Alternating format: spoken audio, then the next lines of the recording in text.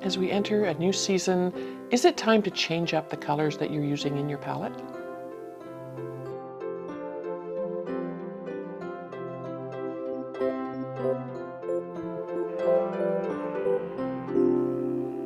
Welcome, accomplices. I'm Lynda Norman. I'm a watercolor artist in the beautiful province of British Columbia. Today I'm going to explore a little bit with some warmer colors. It's fall and it's time to cozy things up a little bit. It's a cool fall day here. I'm feeling nice and cozy in my studio.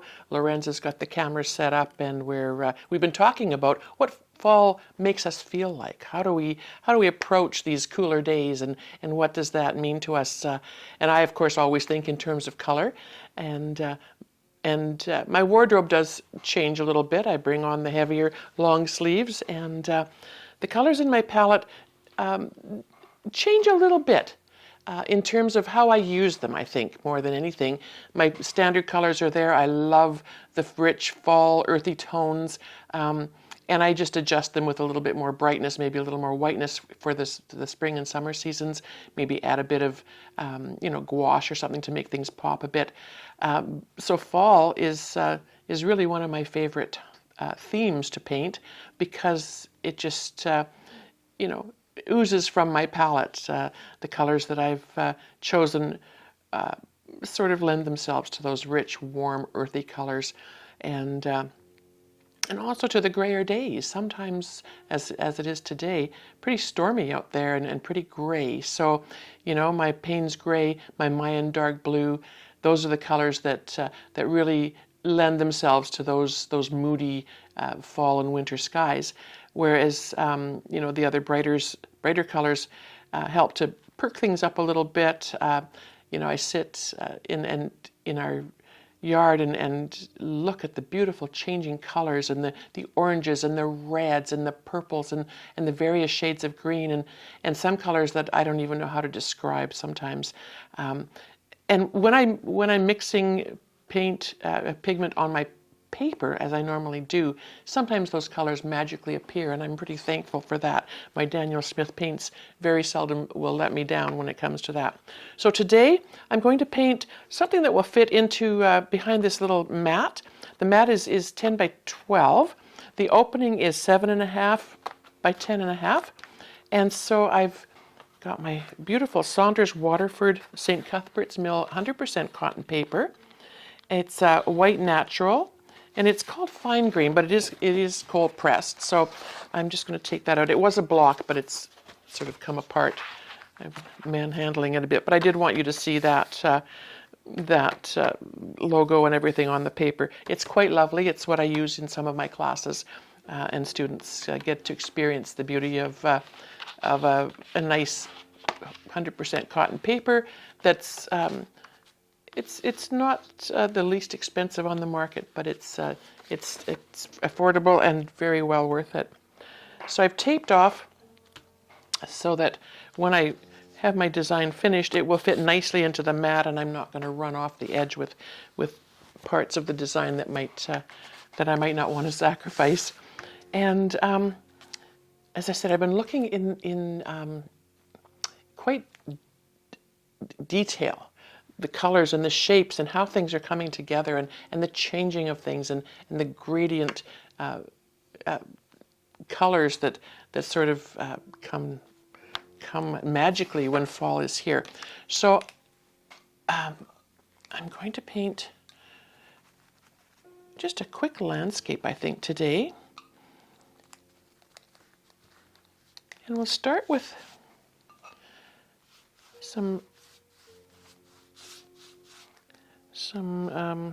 just some dark, moody skies, I think, just because that's the mood that today's weather is bringing us.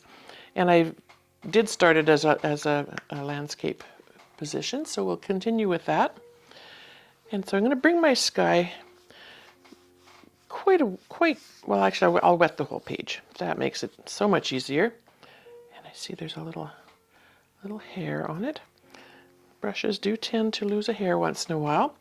At the wet water stage, I don't mind picking off the hairs. Once I've got paint on my page, although it's tempting to pick it off then, sometimes it's better to wait till it dries.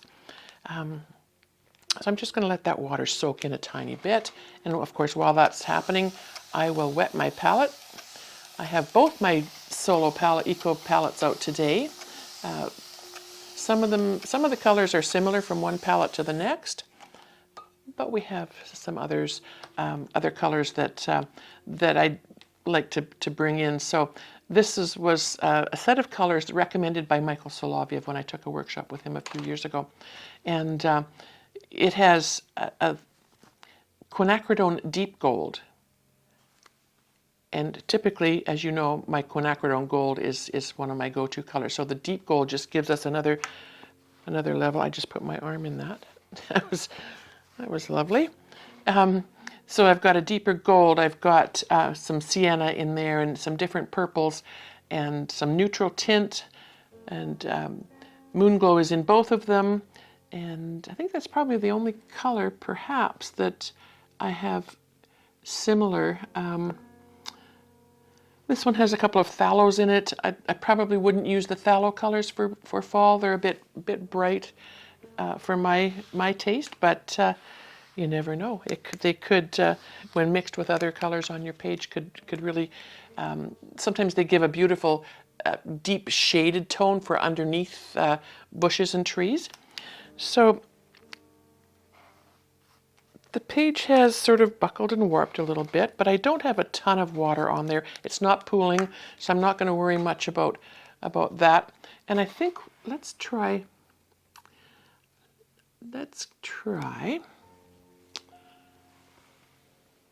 Well, there's a lunar blue. Let's try a little bit of that.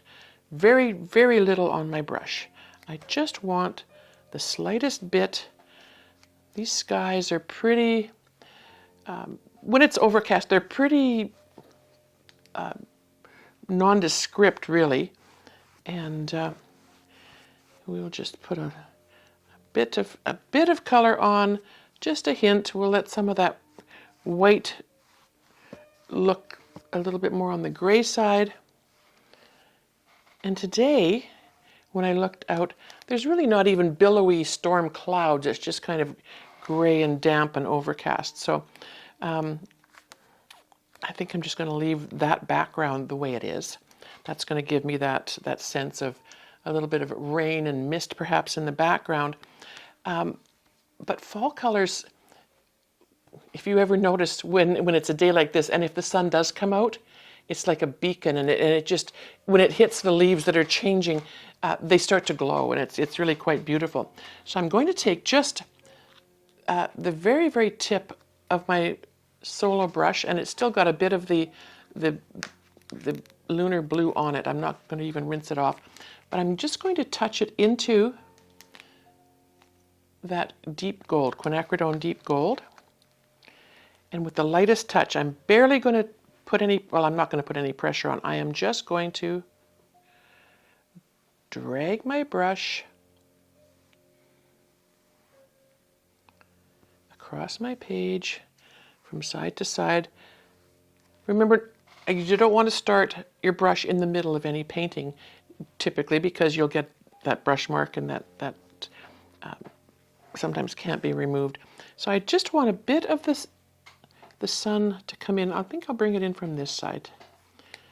And I'm just going to feather that in, just so it looks like we've got a bit of sunlight coming through this way, so then my trees on this side maybe will have a bit of that glow if it's coming in that way. All right, we'll carry that right down just to take the paint off the brush. And now I'm going to switch, and I'm going to go to my, well, I could either use my 3-line solo brush or my Hake brush. Okay, I think I will use the Hake brush because it does have that nice end on it that can scruffle out and get more paint on my page. So I've wet it. I've smooshed it down on my paper towel. That's another very technical term, by the way, smush. It goes along with spurtle and a few other words that we've come up with. And yeah, I think we're going to go with some of the darker greens. So my my Undersea green, of course, is my go-to. I love that that green. It's got more of the yellow and the earthy tones in it, whereas some of the other greens, the sap green and the others are a bit brighter. But I'm going to start my basis with, actually no, I'm not. I'm going to go in with, I'm going to go back to the Lunar blue, just because that's something we've already got on our page. And the reason I'm going in with this, I just tapped it twice on my palette into the paint that's sort of juicy and woken up. Got a little bit on my brush, and I'm just going to start small, and I'm going to lay in some tree shapes that will become sort of the background shadows for these trees that are happening here. And it might be nice to have a little bit of a pathway or a walkway. Maybe because the sun's coming from this way, we'll keep that going that direction. And then maybe over here we'll just have a one dab into the paint. We don't want a whole lot. Better to start light, and then you can always go back in again and do more. And we'll just bring a little bit of that here. So our pathway is going to come this way. It's got a bit of the yellow Quinacridone gold coming through. I'm just going to encourage that, and I'm going to go back with my larger solo brush, just damp, like it's not leaving much more than just a wisp of water on my hand. And I'm just going to smooth those colors across just slightly, just to give that walkway a bit of grounding. Okay, we'll go and smooth those. We'll smooth that horizon line and straighten it out a little bit later. It's kind of a challenge sometimes when the paper is a bit buckled. But let's work with that. So I've got the blue in the background. I use this, as I said, the same blue as I did in the sky, just to sort of tie that all together. And these are just background shapes, shadows, the underlying parts of some of the bushes. And while my page is still quite damp, I will rinse my brush, dab it off to dry it. I don't really want to be adding a lot of moisture to my page at this point in time, because if I do, it's going to be a different level of moisture than what's on the page, and things are going to start to bloom and blossom. So 2 little dabs into my Undersea green, and we'll just go right over top of some of these blue pieces and a little extra here and there. Turn your brush. We don't really want to be creating a polka dot pattern, but we do want to get some of these colors happening in the background here. And one more dab just to get a bit of depth. These green portions will be the next level close to you. The blue portions have settled into the background, and that's sort of where they'll stay for that undergrowth, under the branches shadowing. And we'll maybe just put a couple of things falling out into the pathway, tiny bit. We can add some rocks and things down there later. Now, because I've got the deep Quinacridone deep gold just slightly in my sky, I'm going to do the same thing with my Hake brush, clean it, scruffle the end. It's just barely damp. You can feel it's a bit cool. And I can see where my paints are just needing a bit more moisture to wake them up. I want to add enough moisture so that the palette isn't swimming, but the paints are looking like they're glistening. There's a little bit of water sitting around, which helps sometimes with the thicker paints. But at this point in time, I really just want to be picking up thick, rich pigment. So if you were to use it on for example, a brush like this, and you were picking it up, you would pick it up and it would be a very thick sort of like heavy cream. It won't be dripping off, it won't be wet. Wet enough that it's falling off your brush. And one dab. This is a very strong color. Your quinacridone golds and deep golds and some of your oranges and other yellows can be very, very strong and overtake. So if I've got sun coming in this way, I might just want to put a little bit more of the gold showing through on this side and perhaps just on the tops of some of this. This will be perhaps behind that bushy area and not quite so so prominent. And maybe a little bit here as it comes through the pathway. Okay, and just a little bit on the top where these little pieces are coming up into the sky area. Now to brighten things, as I said, sap green is a good brighter green. And if we put that sort of on the side here that is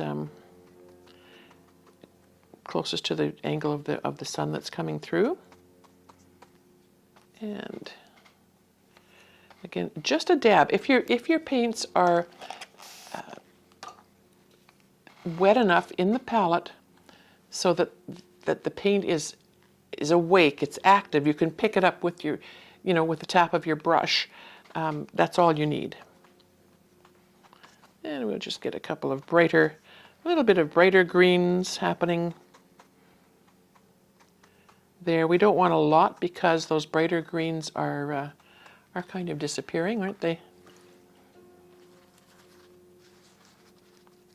And then just for good measure, because I'm noticing there's some beautiful, I don't even know, like I say, how to describe some of these colors. They're roses and purples and the beautiful blend of those colors. And I don't even, like I said, I don't even know how to describe it. So I've got an alizarin crimson that I think might work. And I'm just going to give it another wee squirt. Now these are my accent colors, the crimson and the gold. So this is just going to just the occasional tree. Not every tree is going to be changing colors at the same level, at the same rate. So we'll just.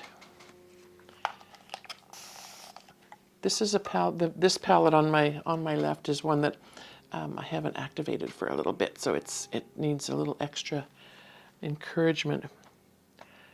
But the alizarin crimson mixed in with a little bit of that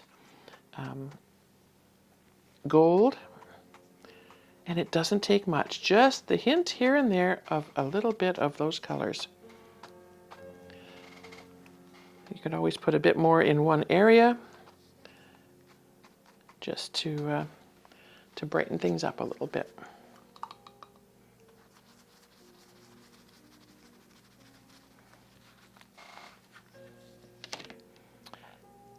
I'm going to go in now with my Lebenson medium goat hair synthetic blend. This is my little workhorse. It's got a point on it that is just exquisite, and it will allow me to sort of define some areas. And as I say, the paper is still damp, and I haven't added a lot of water to the paper with the pigment, but it's managed, this is a good paper. It's managed to stay fairly damp. If it was any wetter, these lines that I'm putting in would be even more diffused. And often you want to wait until your paper is fairly dry before you start putting your tree shapes in. But I kind of want these to be a little bit muted in the background. And then we'll go back in afterwards and maybe put in a few more that are a little bit brighter and more specific. But we just wanted to get some shapes in here.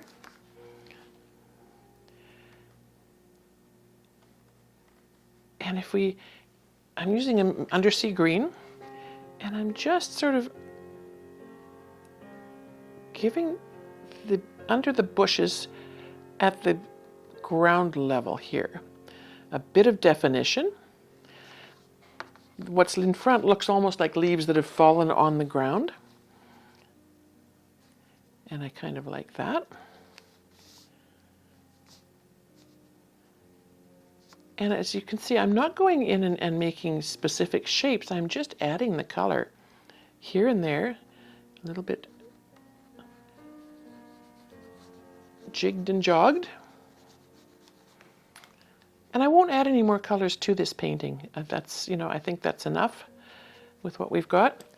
Now I have a damp paper towel in my hand, and I'm just going to go in now and just take out some of those so that they have a little bit more organic shape to them. And I maybe will do the same on this side, just to give some, just a little bit of underpinning, undershading for some of these. And as the paint dries and continues to diffuse, we will have that, the colors will soften and lighten. And then on this side, because this is front and center and closer, I'm going to be a little more specific perhaps, because it's a part of the painting that's closer to you, and you can add more detail there. So again, fairly thick, rich paint, and with the tip of the brush, just flicking it up into the page. Fairly thick, rich paint on the tip. And you can make your grasses and shrubbery shapes if you want.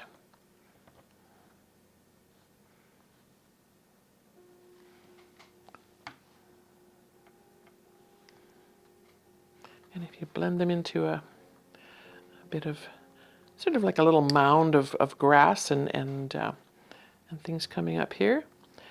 And I would, I think, finish this off with, just to anchor the front of the page rather, a little bit, I would just continue this around a little bit. And you can have this come in front of some of the other area that's got a nice bit of pale color on it. These little brushes are just so amazing, because you can just create lovely little branch shapes. Oops, had way too much water on it. And that's what happens when you have too much water on your brush. It wants to spread out and move along. I think I'm just going to have to let that part of the page dry a tiny bit. I don't want these to be too thick. There we go.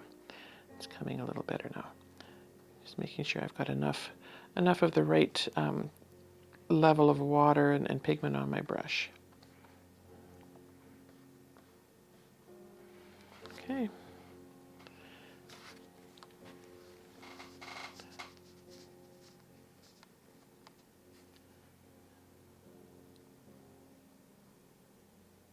This just joining some of the colors that are here.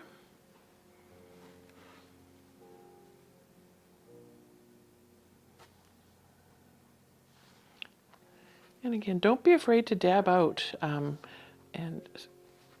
change the shape of things just by pulling out a tiny bit of paint.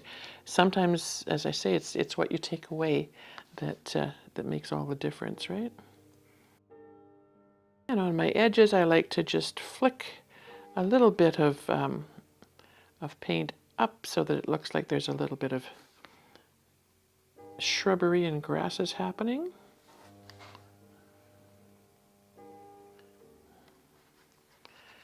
And then with the side of my brush, with just what's left on the bristles, with that Undersea green, and I will just very lightly scumble across.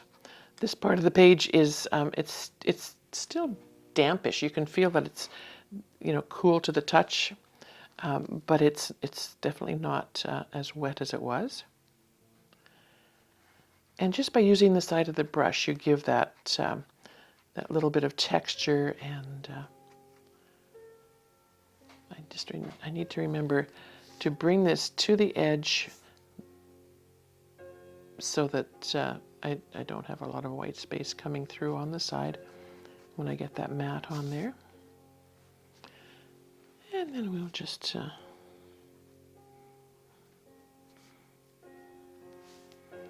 as it dries, you can go in also with a stiffer little brush and pull out some color.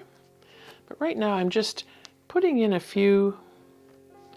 just a few little tree trunk shapes.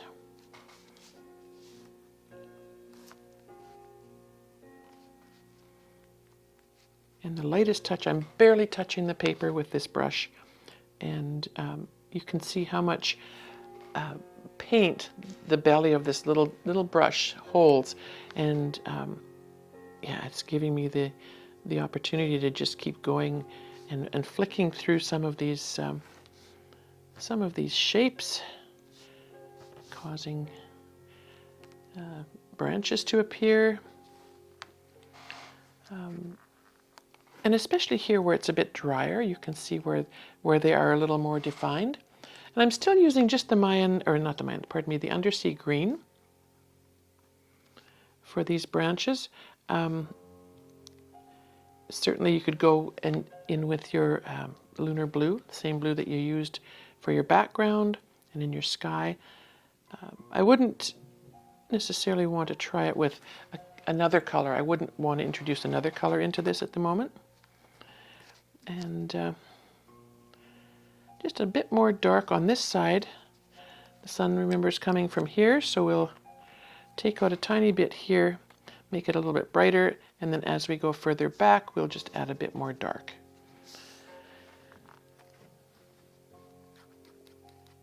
I love that the way these colors diffused in this corner with that Lunar blue and the Undersea green and a little bit of the gold. And it's like the sun is sort of filtering through some of these bushes. You could certainly go in and add a few more defining leaves. Let's see if this is wet enough. Yeah, it feels pretty nice.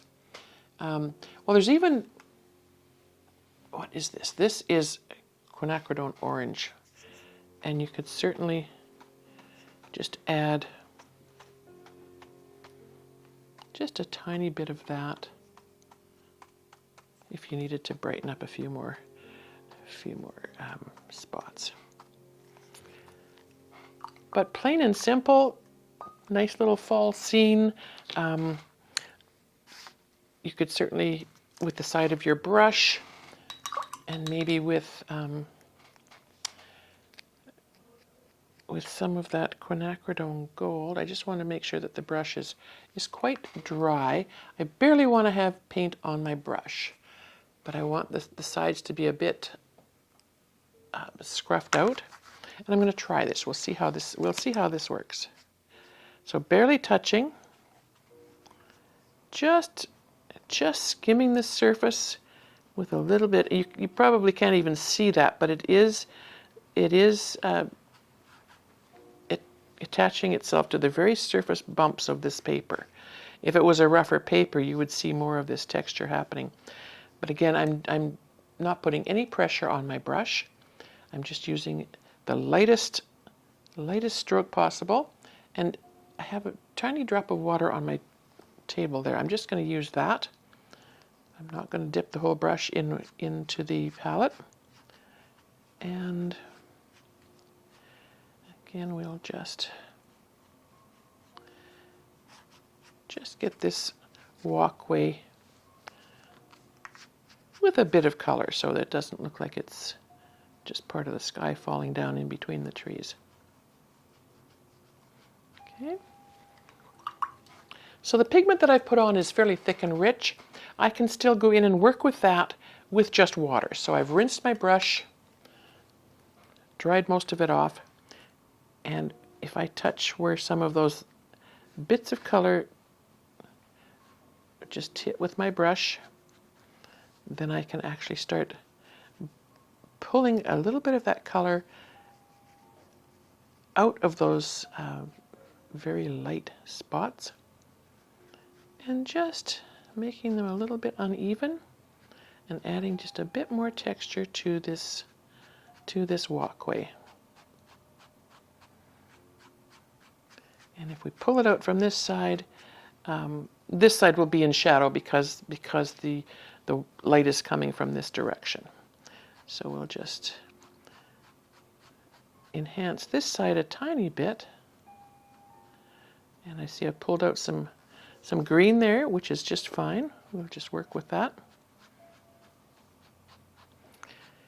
Again, side of the brush, barely damp, just the lightest touch, and encourage that pigment just to come out. It's very subtle, very subtle.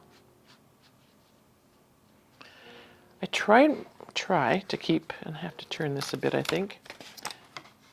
I wanted to keep the lines horizontal as possible. That's a struggle.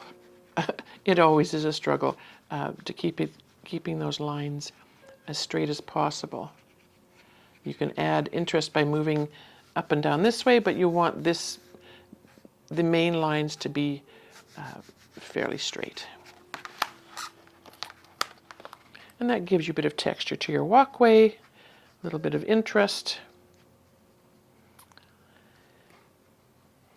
And I think, other than perhaps just a little bit of, maybe with the green, enhancing some of these little edges here, a tiny bit with a bit more dark color, I would call this one, as a little fall study, done.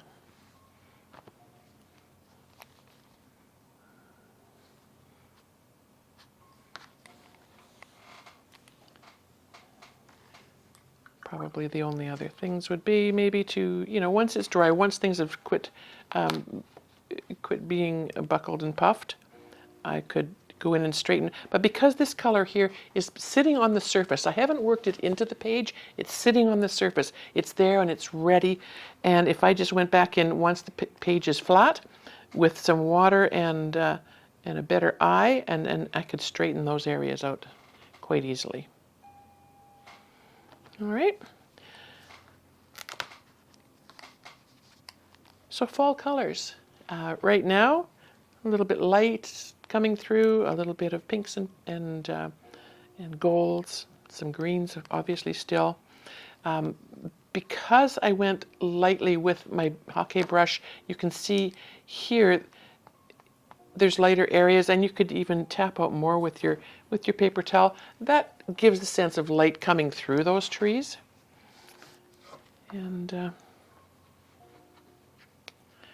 you have a sweet little fall scene. We'll do another one maybe down the road a little bit with some more intense colors, some stronger golds and oranges. But for now, I think I'm happy with this little guy, and have some fun, play around, get your fall colors moving around, and see, there's some wet stuff there. Use your paper towel, your damp paper towel, your favorite colors and your favorite brushes, and sort of settle into the mood of fall. If you like what you've seen, please subscribe to my channel, or visit my website, bandrystudio.com. That's BANDRAOI studio.com. Or head on over to our members area. We'll have some fun things there for you.